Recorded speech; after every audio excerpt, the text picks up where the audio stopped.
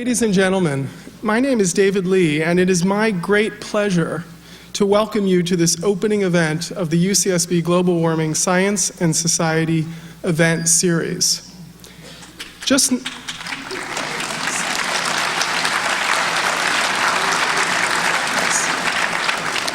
9 months ago, this existed only in the form of a short proposal I had written for consideration by our campus. But now, thanks to the hard work and dedication of many individuals across our campus and in our community, this series is a reality. I especially want to recognize UCSB's superb Arts and Lectures program. They secured the funding and had the bold vision to host a science-based series within their events. I also want to thank our media sponsors KCLU, Santa Barbara Independent, Cox Media, and Cox Communications.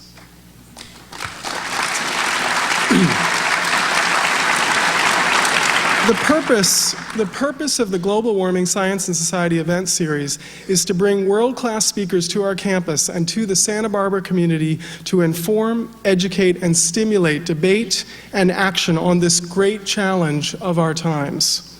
To that end, we have assembled a group of speakers and events that span the three broad areas that define the issue of global warming: the science of climate change, energy and technology, and societal impact. The breadth and nature of this series reflects the interdisciplinary strength of research, scholarship, and teaching on environmental issues on our campus. Tonight's event, as you all know, features Dr. James Hansen. As you will see from your program, after Dr. Hansen's lecture, we will have a panel discussion that will include Dr. Hansen, Dr. Ralph Keeling, and myself. I also want to remind you that there are many associated events and talks to come, as you will see on the PowerPoints flashing behind me. We will also be posting up-to-date information on the website associated with the series. Our next Arts and Lectures event will feature Dr. Steve Koonin, Chief Scientist of British Petroleum, speaking on March 8th about the future of energy. And now to tonight's event. It is an honor for me to introduce Dr. James Hansen, Director of NASA's Goddard Institute of Space Studies in New York City. Dr. Hansen has been a pioneer in every sense of the word on the issue of climate change. He changed the way we look at climate with his unique early perspective of global warming as a planetary energy balance problem, and with his work on the application of climate models to future climate prediction. His research defines much of how we think about climate change, from the sensitivity of the climate system and its feedbacks to the rapidity of how climate responds. Under his leadership, NASA GIS has set the standard for compiling surface temperature data from around the world for comparison to climate predictions.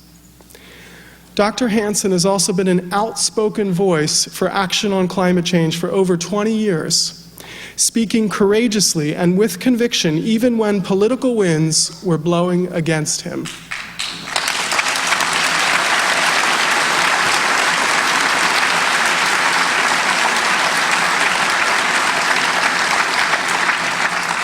Ladies and gentlemen, please join me in welcoming Dr. James Hansen to UC Santa Barbara.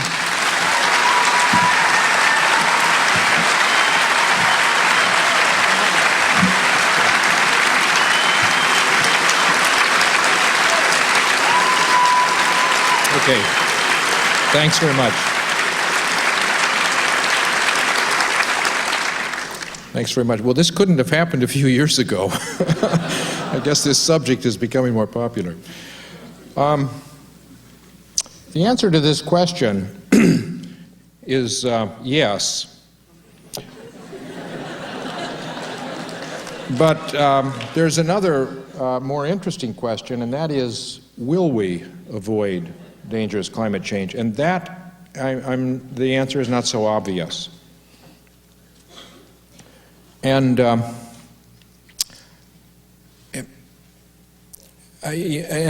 answer is really up to you. And I'm always a little puzzled why young people, and I notice many of you are young people, don't get a little more disturbed about this issue, because you are really the ones who are getting the short end of the stick. I need to start by, since we're talking about global warming, I need to show one curve of global warming. This is the temperature for the last century or so, and the temperature has increased by 0.8 of a degree Celsius, with 75% of that increase coming in the last 30 years. That's about 1.5 degrees Fahrenheit, or about 1 degree Fahrenheit in the last 30 years.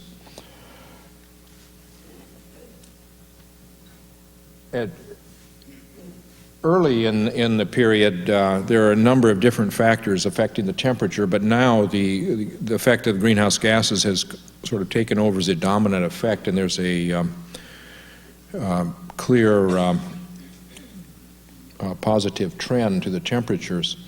But 1.5 degrees is, is not very large compared to weather fluctuations from day to day. These are maps of the monthly temperature anomaly for approximately the last year. And the red areas are warmer than normal, where normal was 1951 to 1980, and blue is colder than normal. So you can see red areas tend to predominate. And if you looked at the United States, you'd find that the monthly average temperature, I think I counted there were 6 months that were red, quite warm, and 3 that were blue, and 3 that were kind of normal. But if you look at a longer period of time, like a season, these are the last 12 seasons, then it turns out there were 8 seasons that were red, and 2 that were blue, and 2 that were normal. And if you look at the last 12 years, then there are 10 of them that were red, and 1 blue, and 1. So if you average over bigger times, then the weather fluctuations tend to, but you have to look at longer time periods if you want to see the impact of global warming, because it's just not that large yet. So then why are we worried about it? Well, for one thing, there's additional global warming that's in the pipeline. It takes the climate system time to respond to the changes in atmospheric composition. There's another 1 degree Fahrenheit warming in the pipeline due to gases already there. And then there's at least another 1 degree Fahrenheit warming in the pipeline due to the power plants that are already in existence and are not going to be turned off immediately, even if we decide to do something about the problem, and the vehicles on the road, that we're not going to take off the road suddenly. So there's 3 times the amount of warming that's already occurred if you count what's in the pipeline. And that's why we need to start to deal with the problem now. And then just one more map. This is the temperature anomalies relative to 1951 to 1980 for the first 5 years of this century. And what I want to say is the nature of this warming makes sense. It agrees with what we expect and what we calculate in the global models. For example, the warming is larger over land than it is over ocean because the oceans have thermal inertia and it takes them longer to respond to the forcing that we're applying.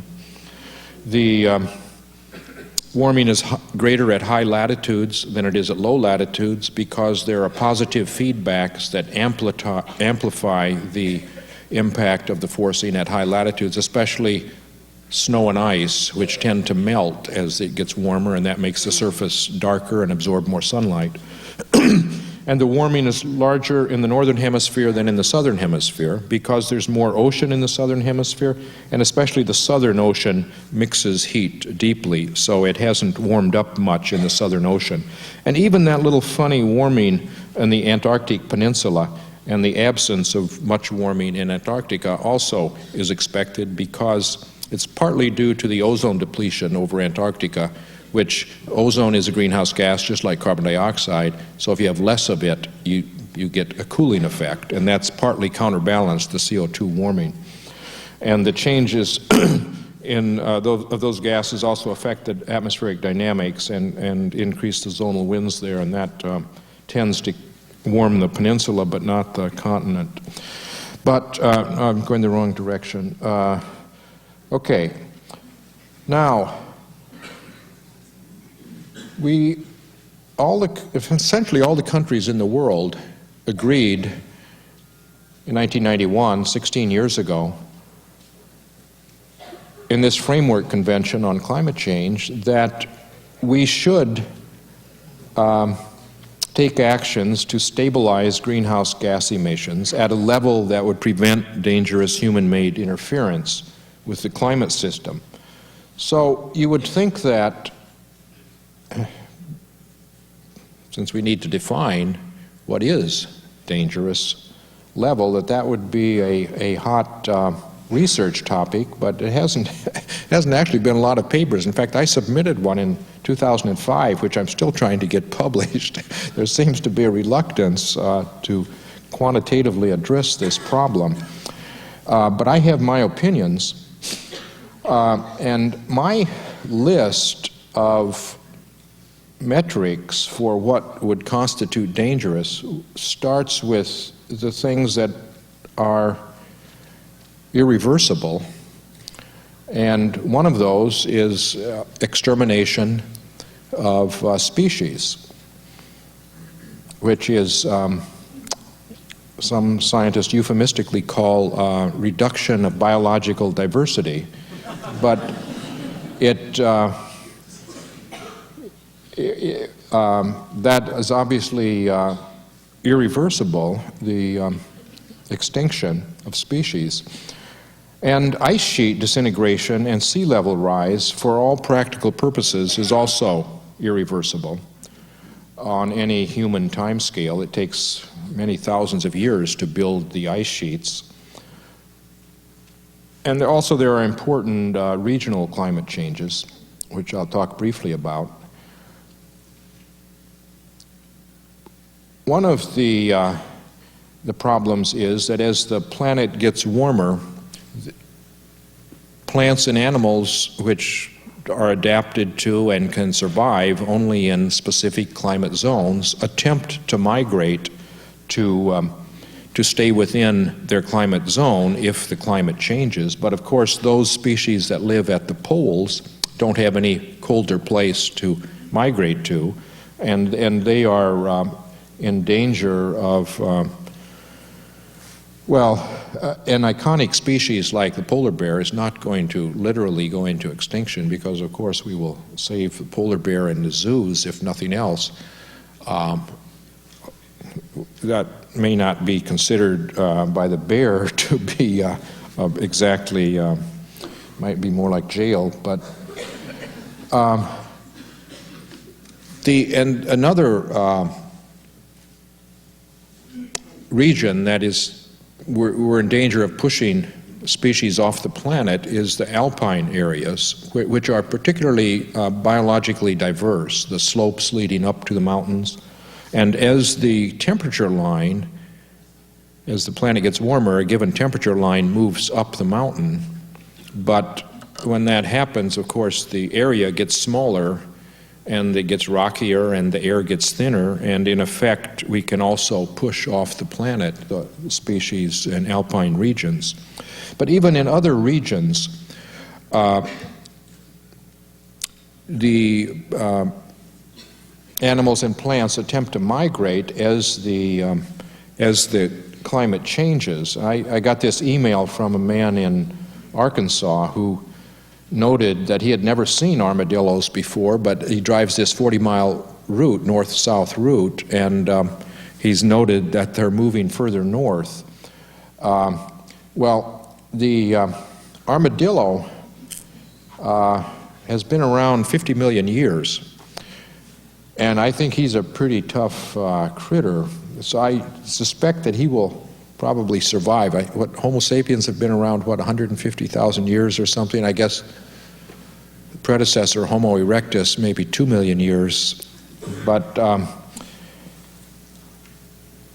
many species will have trouble, partly, I mean, at this time, the stresses on different species, animal species, are probably more due to other things that we're doing by taking over the planetary surface.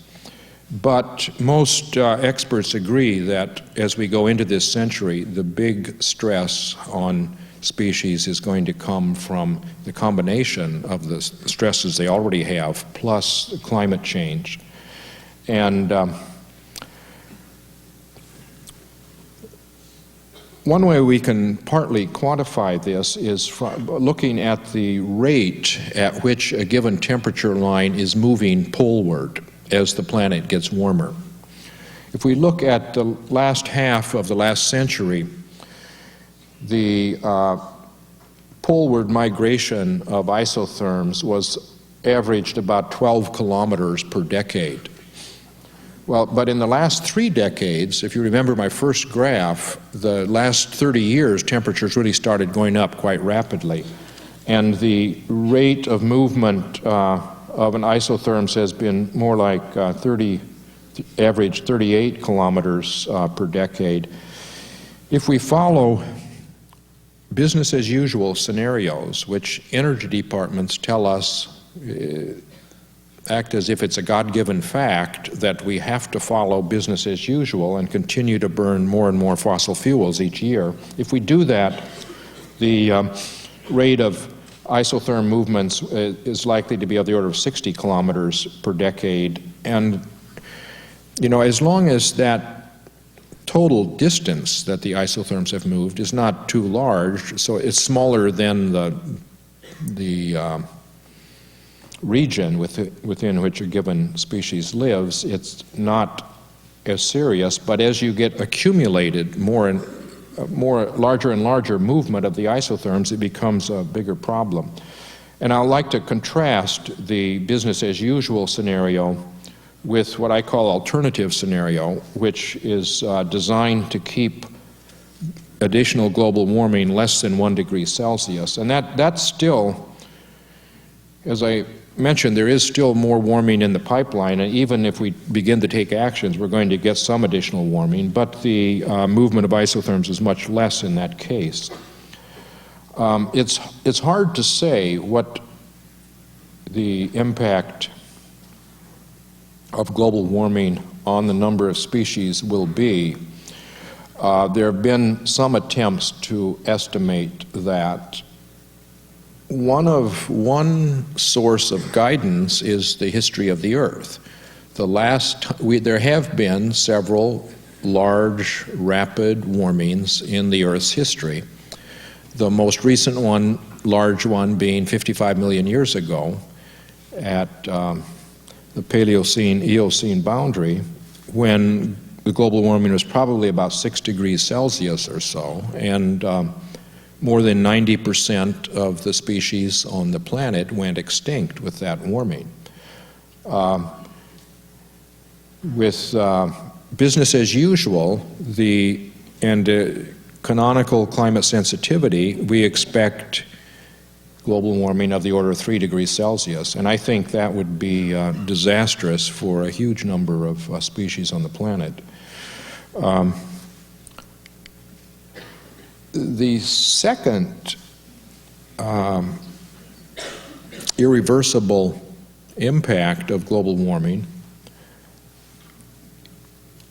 that I like to focus on is sea level and the potential melting of portions of Greenland and Antarctica, specifically West Antarctica is the portion that is most unstable. The reason we've become very concerned about Greenland, is we note that the area on Greenland that has been experiencing melting in the summer has been increasing. These maps show the area of melt in red in 1992 and 2002, and the 2005 broke the record of 2002 with still larger area of melt.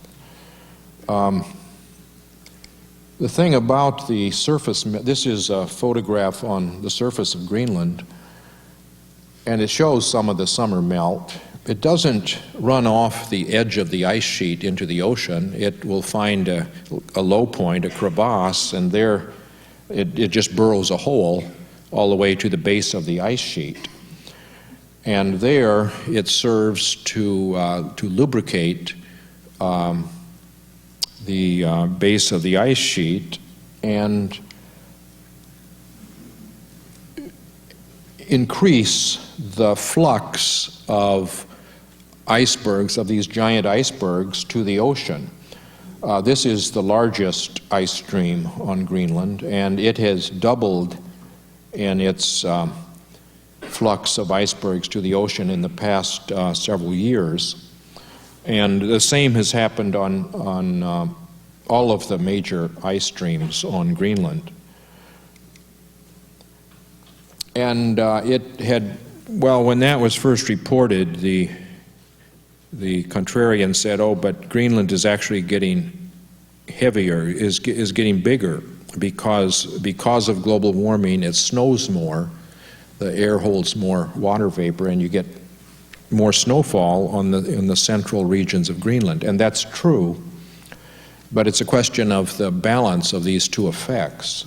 And we now, beginning in 2002, we have this really spectacular satellite called GRACE, which is a gravity satellite, or a pair of satellites that follow one after the other, and from the relative separation of them, you can measure very precisely the gravity field of the Earth, and you can measure the mass of the Greenland ice sheet.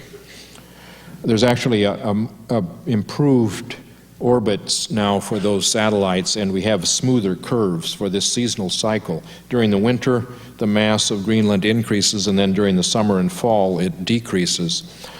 But over this time period, it lost mass at a rate of about 150 cubic kilometers per year. And we also notice, you know, there are these seismometers located all around the world which are used to detect earthquakes at different, and to locate and measure the magnitude of earthquakes that occur any place in the world. And they've started to find earthquakes occurring on Greenland. These are in fact ice quakes. What happens is a piece of the ice sheet will surge forward down slope toward the ocean, and then it grinds to a halt on the solid Greenland surface, and it's registered as an earthquake with some magnitude someplace between 4.6 and 5.1 on the Richter scale. But the number of these earthquakes on Greenland doubled between 1993 and 1999, and since then it has doubled again presumably because of this increased surface melt, which makes the ice sheet less stable. I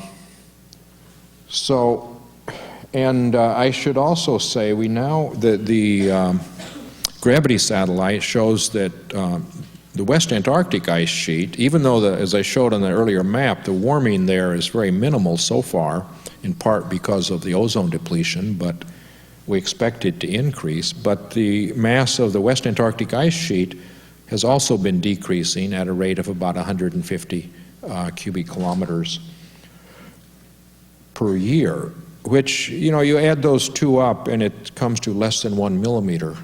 You spread it all around the world and it's less than 1 millimeter of sea level, but it has caused the rate of sea level rise, which in the last century was about 15 centimeters, at a rate of about 15 centimeters per century. And the last 25 years or so it went up to 25 centimeters per century. And in the last dozen years that we have very precise measurements from satellites, it's about 35 centimeters per century. So it is increasing, and it's just a very nonlinear problem. The danger is that we could push these to the point where we get a rapid collapse of most likely West Antarctica and also the southern half of Greenland. So it's hard to say how long it will take to get a large sea level change, but with so-called business as usual global warming, business as usual 2% per year increase in fossil fuel use, we would expect at least 3 degrees Celsius global warming. The last time the world was 3 degrees Celsius warmer was a few million years ago during the Middle Pliocene, and sea level then was 25 plus or minus 10 meters higher than it is now. That's 80 feet. Now that's, that's something that obviously we don't want to be headed in that direction. There's a big disagreement among scientists about how long it takes ice sheets to respond to the changed forcing. And IPCC has come out, this Intergovernmental Panel on Climate Change, you've probably heard about them in the news recently, and they've come out with estimates for very small increases in sea level this century. Well, they're only have quantified the thermal expansion of the ocean and the melting alpine glaciers. They have simply not dealt with this Greenland Antarctic problem because it's difficult. But it's by far the greatest threat as far as sea level is concerned. And in my opinion, as a physicist, I cannot imagine how West Antarctica or the southern half of Greenland could survive if we follow business as usual, because we would have both of those ice sheets covered with summer melt and at increasing rates. And the disintegration of an ice sheet is a wet process, unlike the growth of an ice sheet, which can proceed only at the rate of snowfall. It's limited by the rate of snowfall in a cold place. And we know from the Earth's history, if we look at the last time an ice sheet disintegrated, was the Laurentide ice sheet in central Canada, 14,700 years ago. And sea level then, during meltwater pulse 1A, sea level went up 20 meters in 400 years. So that's 1 meter every 20 years. So when an ice sheet disintegrates, it can disintegrate very rapidly. And if we had sea level of that increase of that magnitude, it would have dramatic consequences on the east coast of the United States. And with a 25-meter sea level rise, the entire country of Bangladesh would be underwater, and 250 million people in China. So, you know, really, it's such a, if you compare that with, I don't remember the population of New Orleans, but that's a village by comparison. This is several orders of magnitude more people involved. So it's really something we don't want to contemplate. And just to say one thing about regional climate change, it used to be that we would only say that, well, the extremes of regional climate will increase as global warming increases, because we couldn't really say with the patterns. But now there's one thing that all the models agree on, and it also makes physical sense. As you have more global warming, you get more evaporation from the ocean, and the tropical rain belt, the intensity of rainfall increases.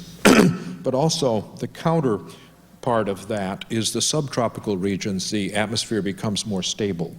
And that has implications for at least two regions, one of them being the western half of the United States and one being the Mediterranean region, where both of which we expect decreases of precipitation on the long run, and because temperatures will be going up, particularly in these regions with less rainfall, it's going to be hotter and drier in these regions. And I think, you know, we're beginning to see the first small steps in that direction already.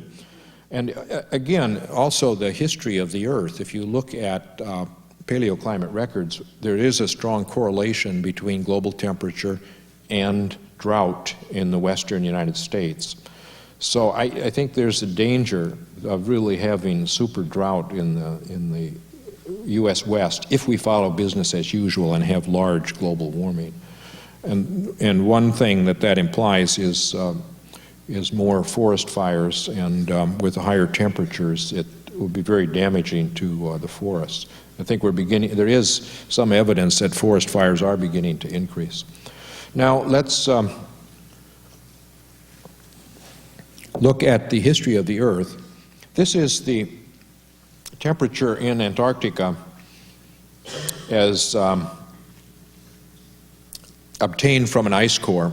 You know, Antarctica is a couple of miles thick ice sheet formed by snowfall piling up year after year, and it's too cold for it to melt. And so as it gets thick enough, it compresses the snow at a depth of about 100 meters to ice, and the ice traps bubbles of air. If we drill a core through the ice sheet, we can sample the snow that fell as a function of time for the last 400,000 years. Or there's even now a core that goes back even longer. And we can sample the composition of the air in those bubbles and determine the composition of the Earth's atmosphere over this time period. And you can see that this is the temperature which varies by about 10 degrees Celsius in Antarctica between the warm interglacial periods and the depths of the ice ages. Now, the time runs from left to right, and we've been in this relatively warm interglacial period, the Holocene, for almost 12,000 years now. That's the period in which civilization developed, and it's been a relatively warm climate. We can, these cycles where it gets colder over 100,000 years and then suddenly gets much warmer and then it repeats, these cycles are related to changes in the Earth's orbit.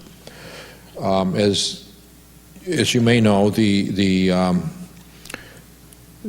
Earth's orbit is perturbed by Jupiter and Saturn, and because they're so heavy, and Venus because it comes very close, and it causes the tilt of the Earth's spin axis to wobble by plus or minus 1 degree. It's tilted now at about 23.5 degrees, but that wobbles, and also the orbit is not perfectly circular, it's elliptical, and the degree of ellipticity changes with time. And the date in the year at which we're closest to the sun cycles through the entire season in about 23,000 years.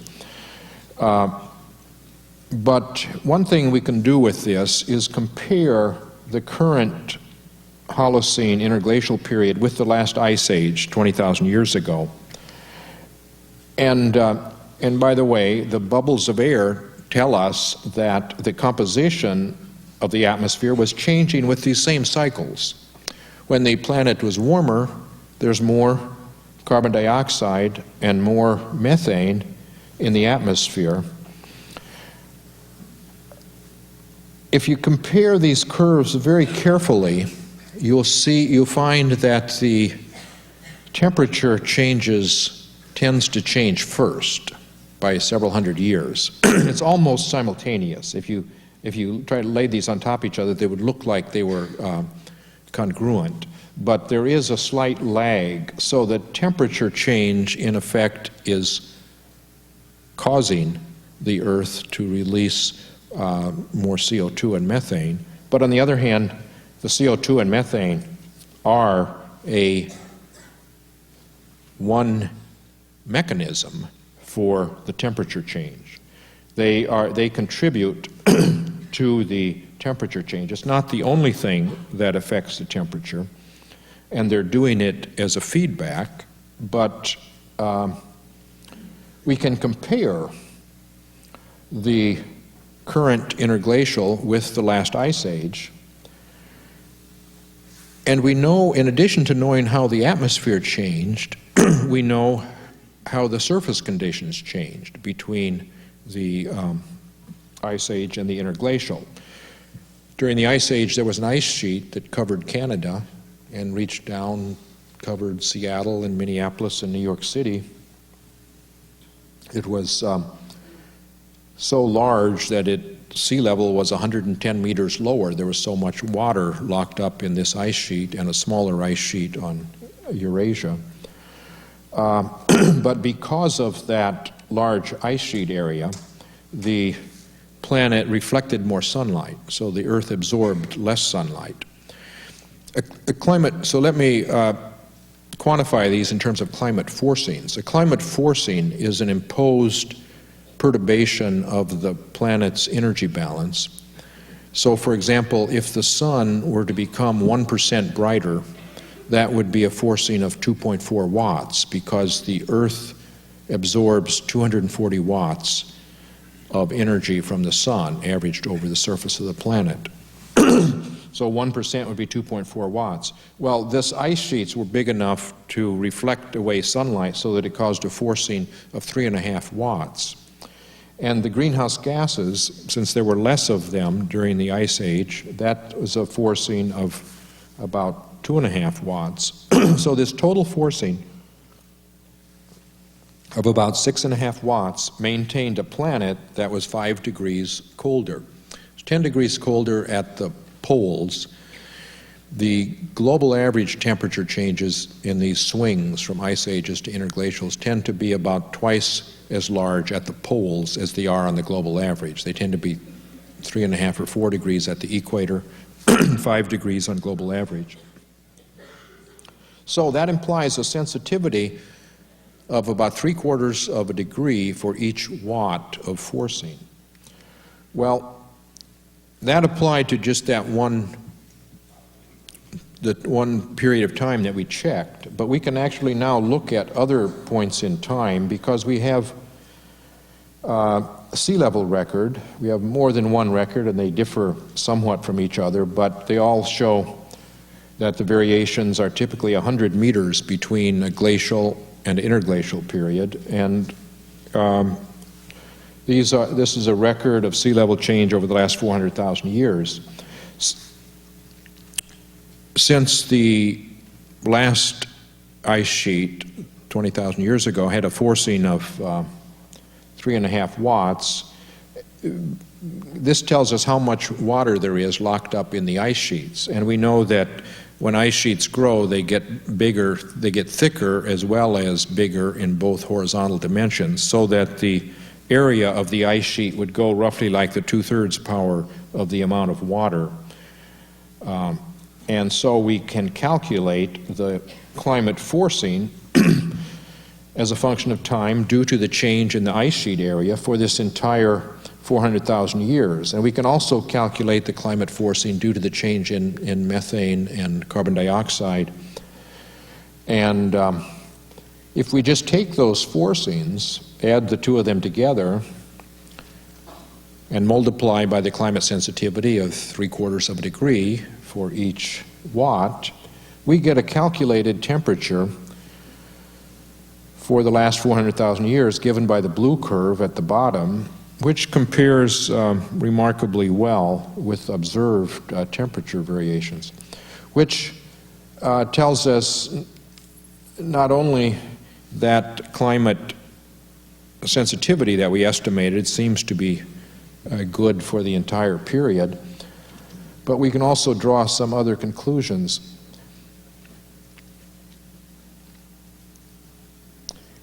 The two principal mechanisms for causing the temperature change during that 400,000 year period were the changes in atmospheric composition and the changes of the surface properties. Those were the mechanisms. The instigator, very weak forcing, was the changes in the Earth's orbit. But then these powerful feedbacks, changes in atmospheric composition and the ice sheets on the surface, amplified the effect of the very weak forcing and caused large climate changes. Well, now, those mechanisms, which were forced by these small changes in the Earth's orbit, those mechanisms are now totally under the control of humans. If you look at the greenhouse gases, they're now going off the scale that it existed during the past 400,000 years. Those are due to human. I've greatly expanded the time scale on the right side of this diagram. There's just 150 years on this right side, so I had to magnify that so you could see what's happening. But humans are now in control of the atmospheric composition. And ice is melting all over the planet. So both of these mechanisms for temperature change are going in the same direction, and they're under our control. And if we look at, and then one of the questions is, well, how big does the temperature change have to be before it's dangerous? Well, again, I think looking at the Earth's history is our best guide. And this is the temperature at some very important regions on the globe, in the warm pool in the Western Pacific and in the Indian Ocean. These are important because those regions are the source of heat that's transported to higher latitudes, both by the atmosphere and by the oceans. And so they're a good indicator of the status of the planet. And you can see that, again, I've greatly expanded the time scale on the right, but you can see that the warming in the last 130 years has now brought the temperature within 1 degree or less of the warmest periods in the past. This is now 1 million years. This is from a ice core, an ocean core, from which you can also derive temperature records. Actually, it's David Lee's ocean core, I think. But anyway, there's another ocean core in the Indian Ocean. As again, you can see that this warming in just the last several decades has, again, getting us within 1 degree or so of the warmest temperature in a very long time. So just to, the bottom line is humans now control global climate, for better or worse. And humans have more than an effect on just CO2 and these other greenhouse gases, and ozone, which is also a greenhouse gas. Humans are also affecting aerosols, small particles in the atmosphere. There's black soot, mainly from fossil fuel burning, and then there are sulfates and other aerosols, and those have an effect on clouds, and those both are cooling effects as opposed to the warming effects of greenhouse gases. Well, if we look at, we have, and there are also natural effects like volcanoes that go off, and those have a cooling effect. If we add up all of the forcings and put those in a global climate model and calculate temperature for the last century, it agrees with the global climate model. It agrees very well with observed temperatures. And we can then use such a model, which agrees with observations over the last century, and extend it into the future. If we stay on business as usual, we will get warming of a few degrees Celsius. And I also want to talk about this alternative scenario, which is designed to keep warming less than 1 degree. But the problem is fossil fuel CO2 emissions is the principal thing.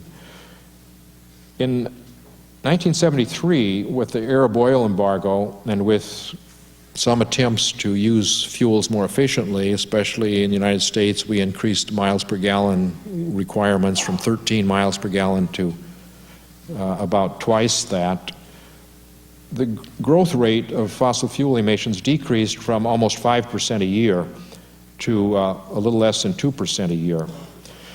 Problem is, that's now the business as usual course. And unfortunately, we're going to have to get this to decrease rather than to continue to increase if we're going to avoid business as usual warming. And in practice, what that means, the red areas are the fuel that's already been burned and put in the atmosphere for oil, gas, and coal. Well, it's going to be very difficult, probably impossible, to avoid using the easily available oil and gas. And that is enough to put us up to about 450 parts per million. So we could still avoid, in order to avoid going above 1 degree Celsius additional warming, we cannot use the unconventional fossil fuels. This is tar sands and tar shale, which there are some energy companies starting to plan to cook the Rocky Mountains and drip oil out of them. It is a very energy-intensive process to do that, and then you end up with oil, which then itself ends up as CO2 in the atmosphere. We simply can't do that without producing a completely different planet. But we also cannot afford to burn all of this coal unless we are going to capture the CO2 and sequester it. Now we could. The problem is that, and this hasn't been, how much time do I have? Almost time, yeah, okay. Okay, so the problem is that about a quarter of the carbon dioxide that we burn stays in the air forever, more than 500 years, which for practical purposes is forever. But if we would phase out coal use between 2025 and 2050, so you linearly phase it out so that you're no longer using it except where you sequester it after 2050, then we could stay within this 450 parts per million. So the bottom line is that I think warming of greater than 1 degree Celsius risks having a different planet. We have this limit that we need to try to aim for CO2. And then this becomes some opinions, but based on the science, I think that it's very critical that we have more energy efficiency so that we can stretch the oil and gas until we have alternative energies, rather than starting to use these unconventional fossil fuels. And that's going to require both incentives and standards. And by incentives, I mean a price on carbon emissions. And it certainly is going to require that the United States take a leadership role, because we're by far the largest source of accumulated emissions, and we're a technological leader and a political leader. I think that means that well, there are very good reasons why we would like to become less dependent on fossil fuels. And I think that it does require having a price on carbon emissions in order to spur technology development and efficiency. And there would be many benefits of doing that for our energy independence and our national security, and the dollars from that price would stay in the U.S. instead of going elsewhere.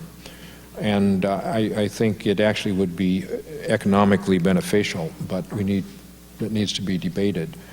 I also point out that although China is going to pass us in current emissions, but what is important is the accumulated emissions. And we have more than 3 times the emissions of any other country. And even taking account of the lag time of the climate system, we are much more responsible for the climate change than any other country. So I'm concerned in part about this legacy. We're leaving for our children and our grandchildren a moral burden, because, you know, as people have to begin to abandon their islands or their coastal locations, it's clear who is mainly responsible. We have not only been more than 3 times the emitter, but we've also actively discouraged international accords which were designed to address this problem. So we're leaving quite a burden for our youngsters.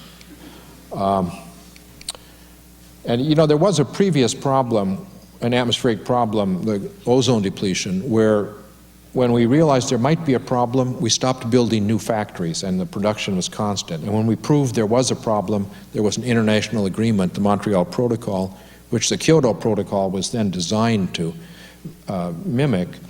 But unlike the ozone story, where the scientists gave a clear warning and most of the people, and the United States took a leadership role in seeing that this accord was reached and that the developed world gave the developing world an extra 10 years before they had to match the requirements. But in this case, I don't think that we scientists have done a very good job of making clear the dangers that are involved. And I think that special interests deserve a double demerit, because they've been very effective both through the media and on the government in preventing the actions that are needed from occurring, and they've left the public confused. So although all of these categories, I think, bear some of the responsibility, but unfortunately it's going to be the young people who are going to pay in the future.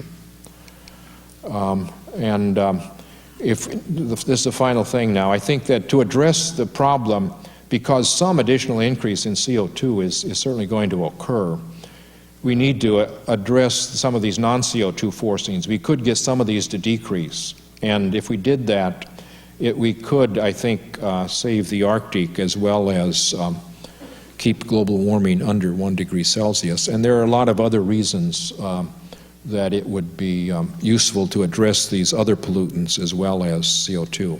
But I think I better stop here. Thanks. Thanks for your attention. The panel was my idea, so if it flops, you can all you can pelt me. But I thought it would be interesting. One of the things, I've been interested in this issue for a long time, and one of the things I've been struck by is that occasionally this issue emerges on talk shows on TV, and when it happens, it's a disaster. It was on a Larry King show the other night, and I actually just read the transcript, but it's an embarrassment. I mean, there's no serious discussion of the issue, so I watch Meet the Press every Sunday morning after my son watches Sesame Street, and I admire Tim Russert, and so I thought it would be interesting to try to do that, but this is the first time I'm doing it, so I'm going to bumble a bit. What I want to do first is introduce our other guest tonight, Ralph Keeling, from the Scripps Institution of Oceanography, part of University of California, San Diego. Ralph is an atmospheric chemist who I think it's safe to say has inherited the legacy of monitoring the changes in atmospheric composition that are a result of our use of fossil fuels. His father, Charles David Keeling, was the scientist who first began to monitor the buildup of carbon dioxide in the atmosphere. This is, of course, the famous Keeling curve, and you can actually buy a t-shirt with this data on it, and I love that data, it's beautiful. And his son Ralph, unfortunately Dr. Keeling passed away last year, but his son Ralph has been kind enough to join us for the panel. And I asked Ralph to join the panel for a number of reasons. Partly the legacy of being part of this first family of global warming in California. Partly that Ralph has taken over this work, but also because Ralph, I think, has a unique perspective, having grown up with this science and seen this problem develop, much as also Dr. Hansen does. So I'm going to start by asking you, Ralph, just to make a few remarks, either just of an informal nature about your own response to the problem and also any response you might have to Jim's talk. Okay, well, thank you very much, David. It's a great pleasure to be here. I also want to say that it's a great honor to be on the podium with Jim Hansen here, who I am very grateful to see is attracting a crowd of this kind of proportions, because I think it's a very good reflection of the efforts he's put in over these years. And as a scientist, I can say that he's been looked up to among scientists as kind of a beacon of inspiration in lots of ways, not just leading in the science, but also leading as a human being and as a way of a personal example of how to stand up to various kinds of intimidation and difficulties that he's faced along the way. I know that as a federal employee, he's had a rather hard road to hoe in the last few years and over the last few decades. And I have colleagues who are also in the government, and I can say with some confidence that the example of Jim Hansen has led to courageous behavior on the parts of other people as well. So it's...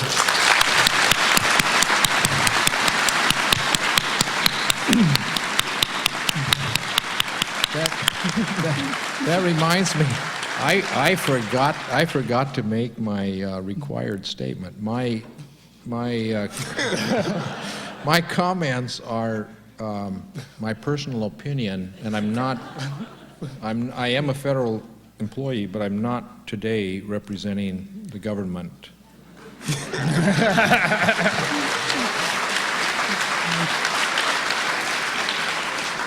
So I wanted to say a little bit about my perspective on the history of this, and I want to roll back the clock a couple decades here. There was a time when there was the topic of global warming had already been around for 20 years or more. My father's measurements started in the late 50s. There was already an awareness that this was an interesting problem and an important problem by the early 60s. And by the late 70s, there was enough awareness of this that there was a panel commissioned by the National Academy of Sciences to conduct a kind of an external review to see whether this issue really had merit, because you could always imagine that the scientists involved are screwing around, creating some kind of fuss just to get research funds or some such. So this was the National Academy of Science report, chaired by probably the most distinguished dynamic meteorologist, kind of the father of numerical weather forecasting, a man named Jules Charney. This report came out, and it basically concluded that, yes, you needed to take the science of global warming very seriously. And there was also an interesting statement in this report, and I'll read it to you. It says, "We may not be given a warning until the CO2 loading is such that an appreciable climate change is inevitable." Now, that was 1979. Okay? So what's happened in the meantime is we missed it. Okay, so that's the first thing to realize, is that the scientists were trying then to give a warning, and we were trying to, I don't say we, but by the way, Jim's model contributed directly to that report, so he was there, part of the process. But somehow this didn't take traction. In a way, it doesn't surprise me too much, but the hope that we could have gotten through this and modified our behavior to avoid serious consequences is no longer a realistic hope. What we're talking about is changing the scope of what we face and not dodging the bullet, if you will. Now, but I still see, looking at where we are now, a clear dichotomy, as Jim does, between different courses of action. And I'd like to try to put that in a perspective of kind of the typical human narrative. And it also to clarify that I think some of the difficulty we have as scientists in actually telling this story in the right light.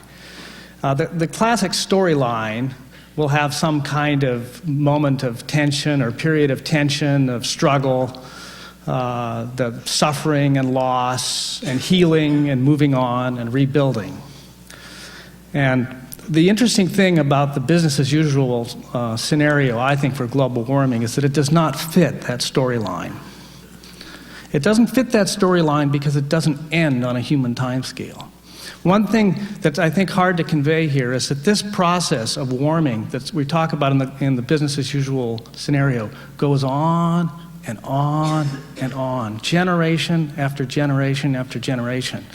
What we see in looking at that is something unlike a landscape we know. I don't think we have a story like that because it's not something that human beings have endured in the context of being able to pass down a story. It's really unprecedented. Now, the people who suffer from this are the people on the boundaries, the people whose habitat will be shifting, or the people who are growing crops that are no longer viable. So there's going to be, but where do you move?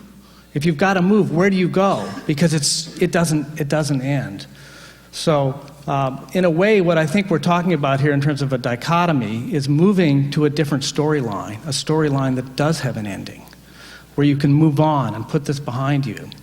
And I think in order to do that, you have to somehow get to a point where you stabilize the radiative forcing, as Jim Hansen said. You have to move on to some kind of stabilization scenario. And you need to do that pretty soon, or another problem hits you, which Jim talked about, which is the sea level rise. Because unfortunately, the sea level rise, even if we stabilize, will continue to rise. It's the one really slow part of the system, because as fast as it might go, it's likely to keep going on and on also. So we don't have much time to move off this unending storyline and do it in a way that we avoid really dangerous sea level rise. So I also want to say a little bit about, as a scientist, some of the other difficulties in communicating this. I think that the difficulty of telling the story of this future, which is unlike our past, is rather hard to do. Maybe we need the help of Hollywood here. There's a lot of sci-fi movies out there, but this, again, it's a story that plays out over generations and lifetimes, so even that might be hard to tell. I think it's also difficult because, as scientists, we have to use our imaginations to think about what might be interesting to work on and what might be important. And as someone who grew up under my father, and I looked up to him as an achiever of an unusual sort, and his principal achievement that's known as this curve of rising, oscillating carbon dioxide at Mauna Loa. And I myself am guilty. I'm guilty of looking at that data as a beautiful piece of science instead of as an alarm bell, which is really what it is. So in a sense, there's a difficulty that we have as scientists in looking at this in its proper human perspective, I think. And I think this is if you go back a few generations, or a few decades in this, you see it also in other great leaders, like Roger Avell, who is featured so prominently in Gore's movie, and really was an outstanding scientist and really a leader in this issue. And yet, in the beginning, he looked at this more as a scientific curiosity than as a real concern. So he was motivated because of its interest as a scientific topic and not as a human topic. And I'll be couple of things to say here. Please, go ahead. I'll be brief. I'll try to wrap it up quickly here. In terms of the failure of imagination of scientists, let me point out a couple other issues that struck me as interesting. There are a couple aspects of this global warming story that have been around for a long time, like the issue of trying to work out what the response of climate is to radiative forcing. That problem was identified decades ago, and it's been chipped away at and honed away at. But there are aspects of this that's surprising how many years it took to get them really on the research agenda. And one of them is this big ice sheet problem that Jim Hansen talked about. How did it get to be 2003 or something, and we're just deciding now we have to pay serious attention as part of the research agenda to this big ice sheets? It's really mind-boggling and so there's a little bit of a sociology question there. Another issue like that is this problem. I don't think you touched on this, but the problem of ocean acidification. It's been clear from the rudiments of the chemistry that if you add CO2 to the atmosphere and it dissolves in the ocean, you're going to change the pH of the ocean. What people couldn't imagine was that would make so much difference to marine organisms. And now scientists have started experimenting with cultures in slightly acidic seawater, and guess what? They notice, or at least some of them do. So there are big consequences there that went undetected. And my guess is that there are some others out there that we still haven't really in our imagination yet. And I'll close here with one that's a little closer to home that I think is something that needs more attention, and it has to do with wildfires and global warming. Now, there's been papers on this recently, and there's concern about the warming itself leading to increased fire frequency, which certainly can happen. But there's another side of the story too, and that is that plants grow faster in higher carbon dioxide. And particularly plants that are slightly water stressed grow faster in general. So you can imagine a situation where in a setting like Santa Barbara or Mediterranean climates where you have a fire and then it's still hot and dry, but the plants grow back faster than they would have before, so you build up fuel again faster. So we could have a situation where both the warming and the CO2 rise together are causing an increased fire frequency. I have a close colleague at San Diego State who, I'm no expert on wildfires, by the way, but who I asked this of. This is a colleague named Walt O'Shell. And he thought, yes, this is a distinct possibility. And he was studying CO2 fertilization of chaparral out behind San Diego, but sadly his plot burned down. So that was the end of that experiment. So I'll wrap it up at this point. So thank you.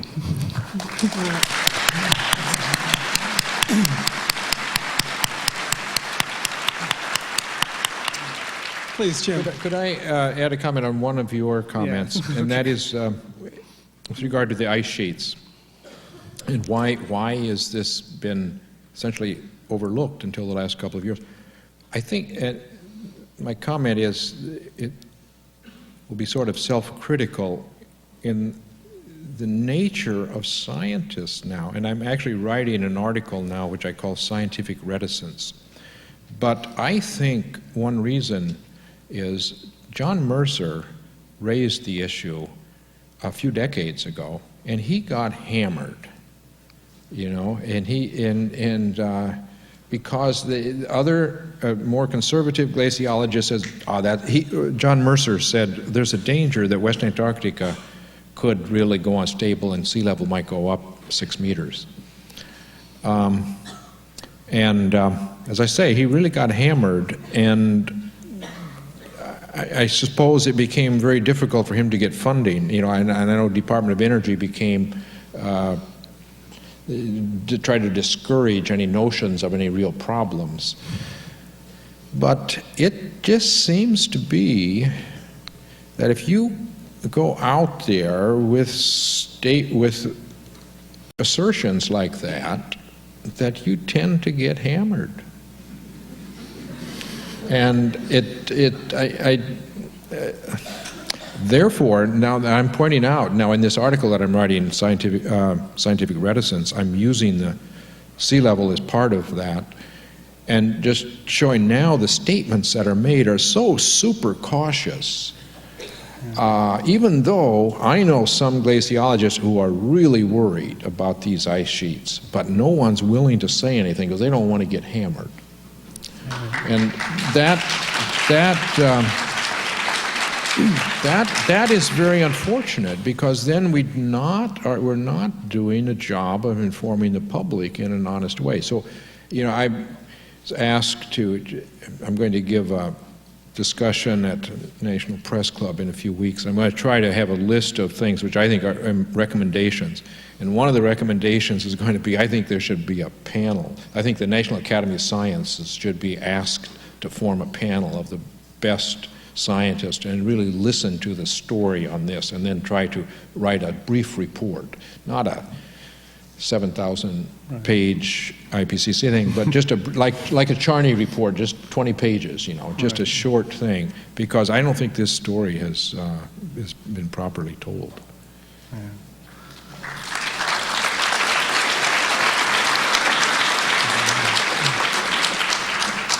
Well, thanks. Those comments from both of you, Ralph, those were great comments.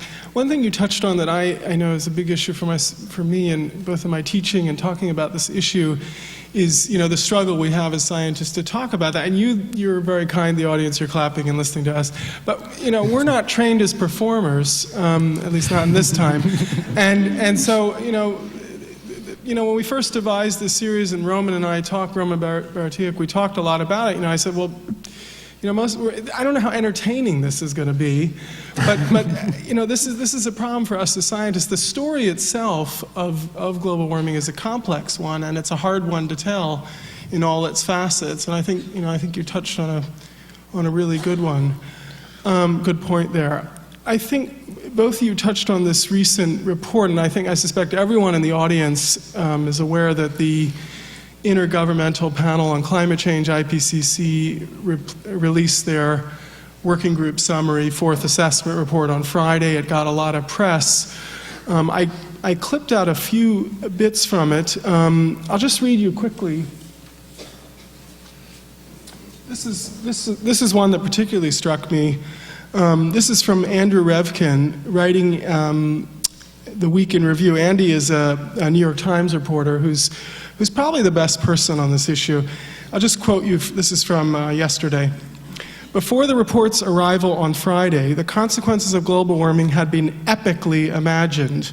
New Orleans-style swampings by superstorms, the specter of an Arctic meltdown, and a water gush that would block heat-toting currents in the Atlantic Ocean and trigger an abrupt European cooldown.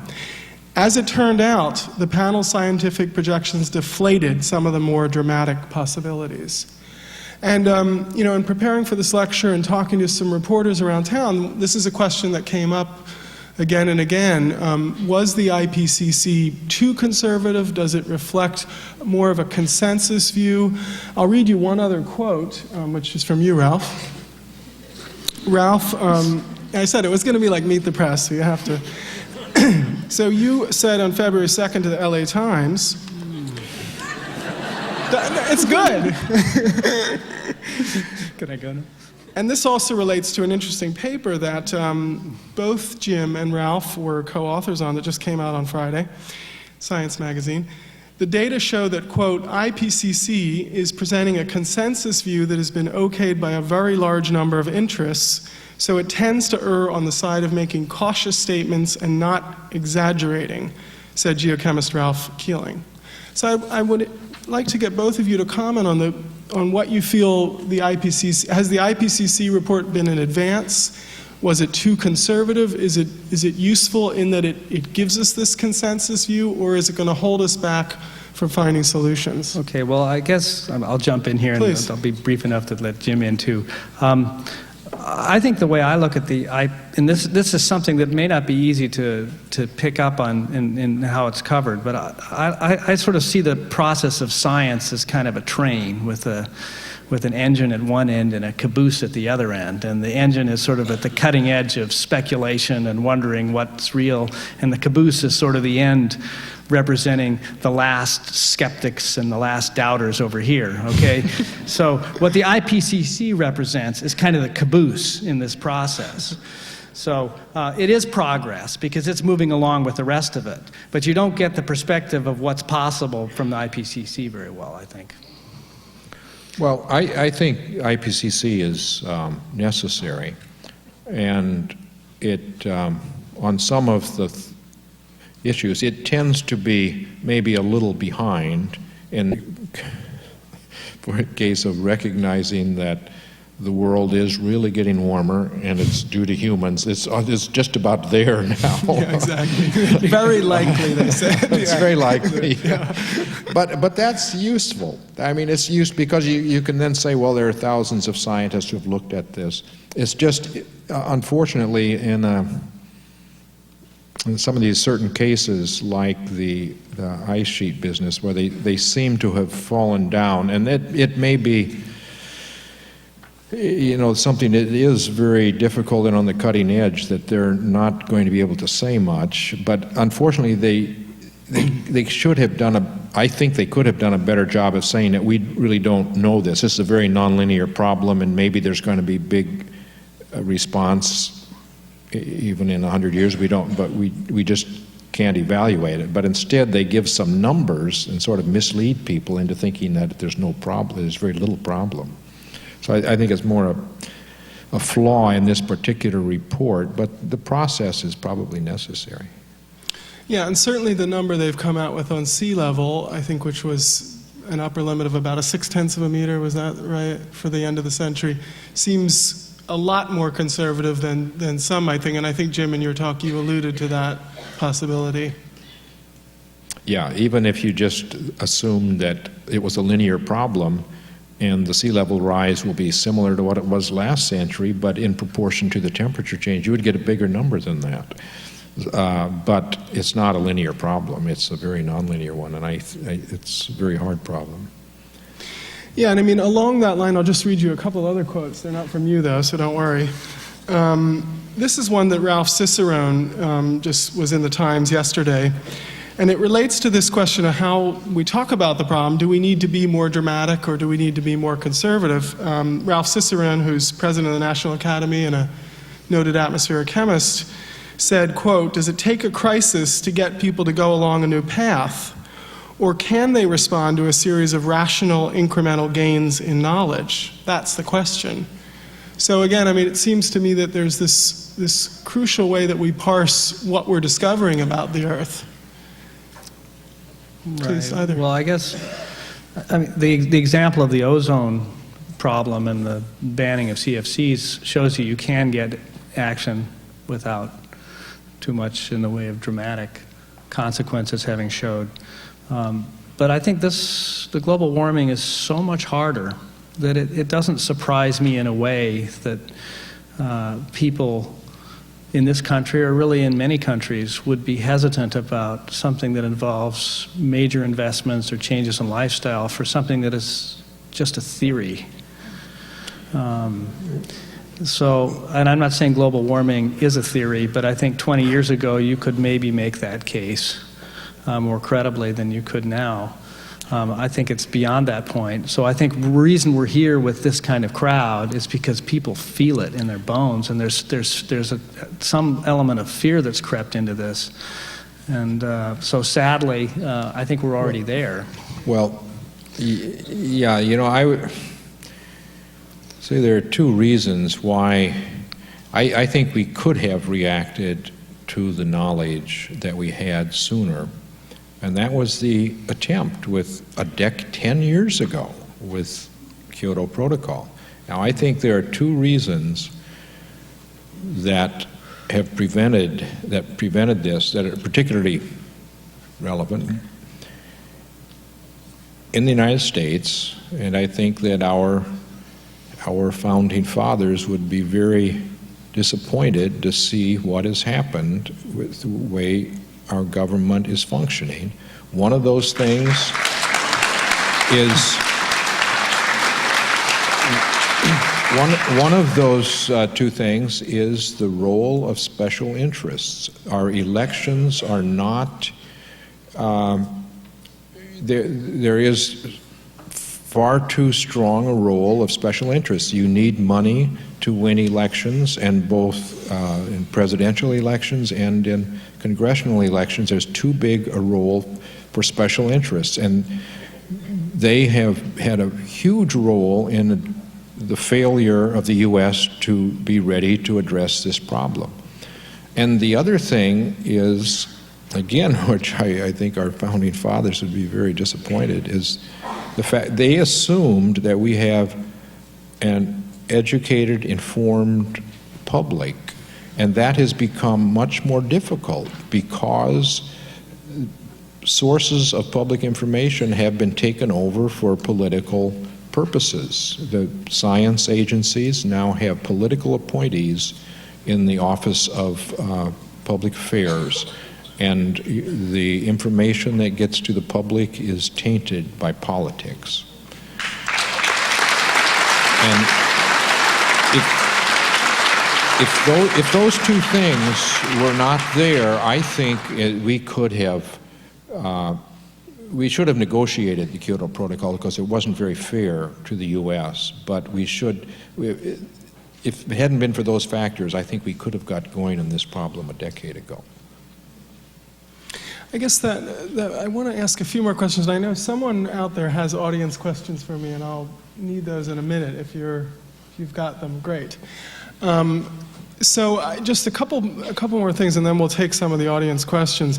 I want to ask you, Jim, specifically, and I'm just trying to think of things the audience would like to ask Jim. Do you feel, I mean, if you kind of add together Ralph and my experience, we're probably roughly equal to Jim, I think, in terms of numbers of years now. Oh, a number of years. Number of years, at least. I'm not, not in terms of knowledge generation. But do you feel optimistic? I mean, you've seen a lot of change, from this problem when you started on it to after coming from Iowa to NASA GIS. And do you feel optimistic? Do you think that it's something we can do? I mean, you've called specifically for us to take action within the next decade, for example. Yeah, actually, we need to be on a different path within a decade, which means begin to get some actions within the next couple of years. And I think that there's certainly been a lot more indication in the last couple of years where more recognition that we need to do that. So I think that I'm optimistic that we can help we can avoid business as usual. But there's still going to be effects. I was surprised actually that already by the middle 1990s we had come as far as we appeared to be, and then we just didn't complete that. And frankly, it's only I didn't realize how serious the problem was until the late 1990s. It didn't. I had, I frankly, I blame myself for not having more insight into the positive feedbacks, and that the climate system is really more sensitive than we thought. When we were thinking about the Charney problem 20 years ago, we thought in terms of, the water vapor feedback and the clouds and the sea ice and the sensitivity that gives to the system. But then there are these slower feedbacks that we really weren't including. The vegetation changes with time, and we can already see this in northern Canada and Siberia where we're getting more trees, and that's a positive feedback. And the ice sheets, we were thinking of them as more stable. Right. As they shrink, that's a positive feedback. And the carbon cycle has positive feedbacks. So the problem is more serious than we realized 10 years ago. And I think we should have realized some of these things a little earlier. But certainly you were a very outspoken voice for this early on. I mean, it took IPCC till this year to say, very likely, and I think you said something like that maybe 20 years ago. I think Jim Hansen's the last person who should feel guilty about not standing up on this issue.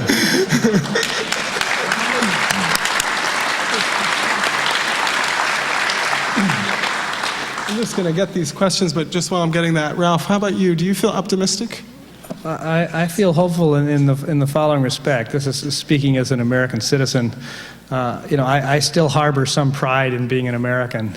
And part of that pride comes from the feeling that this country actually still has a lot of can-do and a spirit of enterprise and a spirit of doing good that we can harness and really get out in front of this problem. And in a sense, we're not that far behind because the rest of the world is really just starting to move on this too. So if there's anything I can convey here tonight, it's that go forth with a sense of can do and conquer. And that's, if we're going to solve this problem, it's going to be through that kind of mechanism. Exactly. Amen. That's